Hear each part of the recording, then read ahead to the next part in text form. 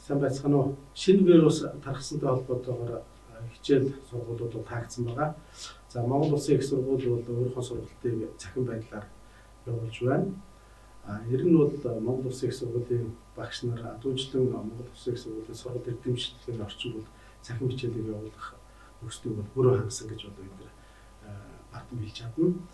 Зүгээр би энд нэг ганц хоёрхан судалгааны дүнгээс танилцуулъя. Жишээлбэл 2015 онд Монгол Улсын их сургуулийн багш нарын цахим байдлын бэлэн байдлын судалгааг бол бид нийт багш нарын дугаар хийж явуулсан байдаг. Тэгээд энэ судалгаанаас үзэхдээ одоо энэ судалгааны дүнгээс та бүхэн харж байна. Ер нь цахим сургалтаар хичээл явахад одоо ч бэлэн гэж хариулсан 5 жилийн өмнө шүү дээ, тийм ээ. Нийт одоо багш нарын 15 гаруй байсан. Ер нь бол бэлэн гэсэн хариултыг сонгосон хүмүүс бол 75% хүрч ирсэн. Харин огтхож бэлэн биш байна гэсэн хариултыг сонгосон бол 7.1% байсан. Тэгэхээр энэ бол 5 жилийн өмнөх тоо. За өнөөс хойш бол Монгол Улсын их сургуулийн багш нарын ур чадвар нэмэгдэхийн зэрэгцээ, техник орчин, мөн үнийг хүлээж авах оюутны сэтгэл зүйч их өөрчлөгдсөн. За тэгээ өнөөдөр бол бүх салбарын багш нар бол хичээлүүдээ бол цахим байдлаар бол явуулж байна. За бид тухайлбал өөрөө социологийн нийгмийн ажлын нийгмийн багш хүн. За нийгмийн ухааны хувьд цахим хичээлийг яаж явуулах вэ гэдэг дээр бол бас өөрийнхөө багсаа төвлөрсөн туршлагаа бол та бүхэнд хуваалцаж болж байгаамаа. За ер нь бол би социологийн мэргэжлийн хичээлүүдээс гадна ерөнхий суурийн эрдэм шинжилгээний ажлын бичиг ур чадвар хичээлийг бол 100 гаруй оюутанд хичээл орж байгаа.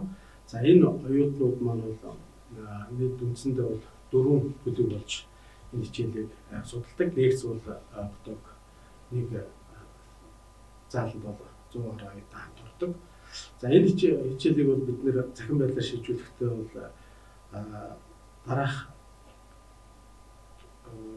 зарчмыг бол баримтжуулсан. Нэгдүгüүрт нь бол энэ хичээлийн цахим контент бэлтгэх хичээл тавигдах шаардлага дидактикийн болоод бусад одоо сургуулийн шаардлагыг бол хэрхэн хангах талаар бол бэлтгэсэн. За энэ дээр хичээл маань одоо ямар үдцтэй явах юм, ямар одоо үзүүлэлт таниулах материалуудыг ашиглах юм. За оюутны үнэлгээ ямар хэлбэрээр явах ёстой. За оюутнуудын бие дааж ажиллахад хэрхэн яаж туслах вэ? За мөн одоо ямар ном зохиолыг ашиглах вэ гэдэг талаар хэрхэн зөвлөгөө өгөх вэ гэдэг энэ бүгдээ бол урьдчилан тооцоод энэ хичээлүүдэд бол бэлдсэн. За ингээд эхний ээлжинд бол ер нь 30 орчим минутын зөвхөн удирдах хичээлийг бэлдсэн байна л да. Би жишээлбэл социологийн онл гэсэн хичээлийг бол бас мэргэжлийн ангийн оюутнууд ордог, бас 40 гаруй оюутныг судалдаг. За тэр оюутнуудад 30 минутын энэ цахим хичээлийг бэлдэхдээ эхлээд хичээлийн таймыг өгсөн. Тайм хичээл тийм ээ.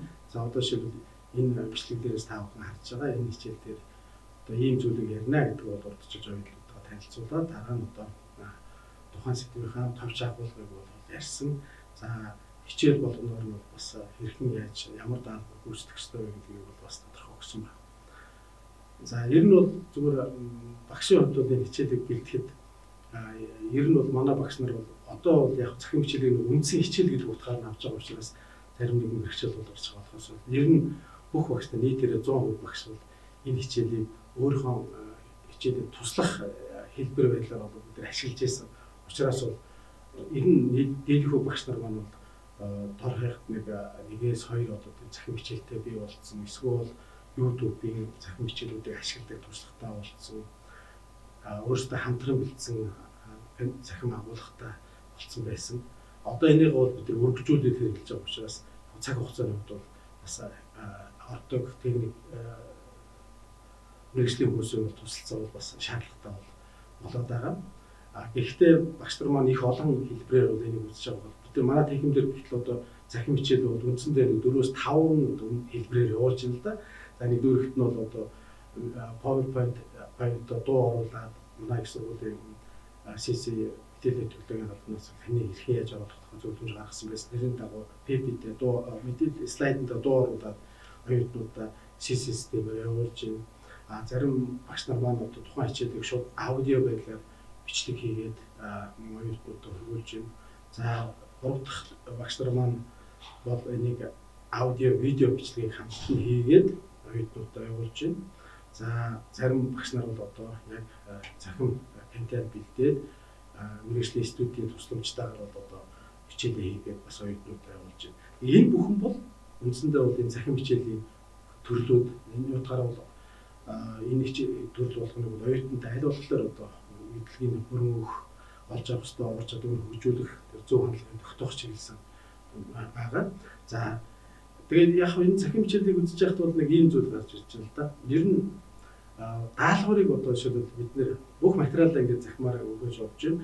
Оюутны мэдлэгийг олж авсан мэдлэг ур чадварыг яаж үнэлэх вэ гэдэг дээр бол зарим нэгэн асуудал гарч байгаа. Тэгэхээр миний хувьд бол энэ дээр даалгавраа бол өгтөө анхныхаа анх дугаар захим хичээл дээр энэ даалгаврыг хэрхэн яаж биелүүлэх ёстой вэ гэдэг талаар зөвлөгөө өгсөн. Гэхдээ даалгавар болгоныг нийт 5 даалгавар хийнэ гэж тайлбарлаад 5 даалгаврын оноо тусгаарыг хийгээд энэ даалгаврыг өгснөөр ямар зорилгот хүрэхийг илрүүлж байгаа юм бэ гэдгийг бол тодорхой бичээд дараа нь бол одоо энэ даалгавар хийж гүйцэтгснээр ямар үр дүнд хүрэх юм бэ? Оюутан маань ямар одоо мэдлэг ур чадвар олж авах юм бэ гэдгийг нь товч тайлбарласан. За тэгээд ямар хэлбэрээр ажиллах юм, ганцаарчлан ажиллах юм уу, бүлгээр ажиллах юм уу гэдгийг нь бол заасан ийм даалгаврыг бол ингээд өгсөн. За ингээд ерөнхийдөө төвчлөлтөөр хүүхдүүд нэгдүгээрт би бол нийт TD хичээлийг ийм байдлаар хийх юм байна гэсэн ойлголт авчдаг юм байна. За хоёрдугаарт нь бол энэ саний хэлсэн даалгавар болгоно нэг бүчлэн бичгээр явуулсан. За энэ дээр бол одоо ингээд та бүхэн харж байгаа. Эхлээд энэ даалгаврын зорилгыг тодорхой бичээд за энэ сэдвтэй холбоотой оюутны мэдлэгийг жуулах үүднээс өмнө үтсэн хичээлийнхаа агуулгыг тавьж оруулаад за дараа нь оюутан хийх ямар ажлыг хийх ёстой юм, ямар зүйлүүдийг одоо их зохиолуудыг ашиглах ёстой, ямар их сурвалжтай ажиллах ёстой гэдэг энэ бол ингээд харуулсан байна. За ингээд ямар хугацаанд энийгээ ирүүлэх юм бэ гэдэг энэ шаардлага бол ингээд бичсэн. Тэгээ ингээд тэгэхээр яг оюутнууд нэлээд амар болж байна л да. Тэгэхээр бид нар чинь одоо захимаар явуулж байгаа учраас нөгөө хичээл дээр бол яг хүн болго ингээд нарийн тайлбарлаа. За даалгавраа ингэж хийш үү гэх. Тэгэхээр эндээс нэг оюутан асуувал, эндээс нэг оюутан асуугаад явдаг. Тэгэхээр ингээд өчгөлөөр бол яг оюутнууд маань их амар байна. Ер нь даалгавраа ойлгохгүй байна гэж асууж байгаа оюутан бол жишээд миний 100 оюутнуудаас гэхдээ 1-2 оюутан тодтол асуусан байсан. Тэрийг бол миний имэйл хаягаар явуулаад би тэрийг имэйл хаягаар ингээд хариулаад өгсөн байна л да. За нэг ийм байдлаар явуулж болж байна. Тэгэхээр энэ хичээлийг явуулж байгаа ямар хүндрэл тохиолдож байна вэ? Тэгэхээр зарим нэг хүндрэл бол байна. Нэг талаас бол энэ маань яг уу оюутнууд маань хугацаанд даалгавар өргөхгүй байна л да. Би та бүхэнд одоо нэг жишээ харуулъя. Нэг оюутнаас ийм зүйл ирсэн байна л да.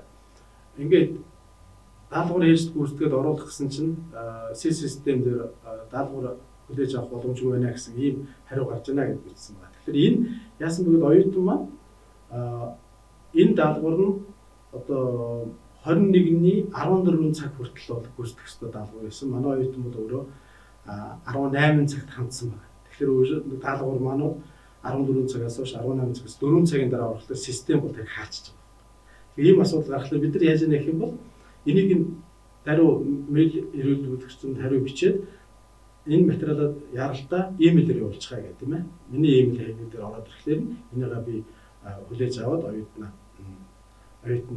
дүгнэж явуулчих боломжтой байна. Тэгэхээр яг нь ер нь бол хугацаатай байх хэрэгтэй. Тэгэхээр оюутнууд бас нийтлэгээрээ бол энэ даалгавраас хоцрох тийм хандлага бол ер нь танхим хичээлээр ч ажилладаг л да. Гэхдээ одоо энэ захим хичээлээр харахад бол миний оюутнууд бол 80 гаруй бол энэ даалгавраа хугацаанд нэрүүлж чинь. За яг нь заримдаа C систем интернет болохгүй байгаа учраас C систем жоох удаад байгаа учраас тэгээд тэрийг нь бол шууд имэйлээр авчих. Тэрийг бол нөгөө C системээр оюутнуудад явуулдаг мэдээний хэсэгтээ бол хийгээд өгч байгаа юм л да. За энэ хэрвээ та бүхэн CC дээр энэ мэдээлэл даалгавар оруулж чадахгүй бол над руу энэ хаягаар мэйлээр явуулаарай гэдэг явуулж байгаа. Захим хичээлийн ажил хөдөлгөөний талаар нэг биеийн багш нараас санал бодол харилцаа илүү байдаг л да. Зарим багш нар маань энэ миний оюуны өмч учраас хамгаалах талаас би нэг захин байдлаар тавихгүй ч гэдэг юм уу, нээлтийг сурвалж ашиглахгүй гэж ярьдаг хүмүүс байдаг. За би бол энэ санал нийлдэггүй. Яг гэх юм бол багш бол өнөөдөр багш гэдэг ойлголт бол их өөр болж байна л доо. Багш бол өнөөдөр хинэж мэдэхгүй ч байдаг юм уу, хинэж сонсоогүй тийм мэдээллийг дамжуулж өгдөг юм биш. Энэ бол харин тэр нөгөө мэдлэгийг, тэр ур чадварыг яаж өөртөө хөгжүүлэх вэ, өөрөө яаж олж авах вэ гэдэг юм арга зүй эзэмшүүлдэг хүн болсон. Тийм учраас нэг Японы миний хувьд одоо зааж байгаа хичээлийн хувьд бол би хинэж сонсоо, хинэж мэдэхгүй одоо тийм цоо шин нууцлалын зэрэглэлтэй тийм зүйл хийдэг гэж бодохгүй. Миний ярьж байгаа зүйл бол дэлхийд дахин миний мэргэжлийн хүмүүсийн ерөнхийдөө мэддэг зүйлийг л бол би ярьж байгаа. Харин зүгээр миний магадгүй бусдаас ялгах ялгаа бол тэр хичээлийн оюутнуудаа хэрхэн яаж ойлгох вэ? Тэр арга зүйг яаж эзэмших вэ гэдэг тал дээр одоо өөрийнхөө туршлагаа ашигладаг ч гэдэг юм уу. Одоо бодит байдлаар судалгаа шинжилгээ хийх замаар бодит жишээн дээр тайлбарлах замаар заадгаар одоо шиг магадгүй бус хүмүүс ялгаатай байж болох байх. Тийм учраас миний хувьд бол энэ захин бичээл гэдэг бол нээлттэй байх ёстой. За энийг нээлттэй ашиглах ёстой гэдэг энэ бол дэлхийн нийтийн жишээ ч юм байна. Бид нар ч гэсэн жишээ бол авах ёстой гэж үздэг. Тэр учраас миний одоо энэ захин бичээлүүд ихэнх нь open source буюу нээлттэй тавигдсан байгаа. Энэ дурын хүн бол интернет дээр өгсөн хүмүүс одоо ашиглах боломжтой.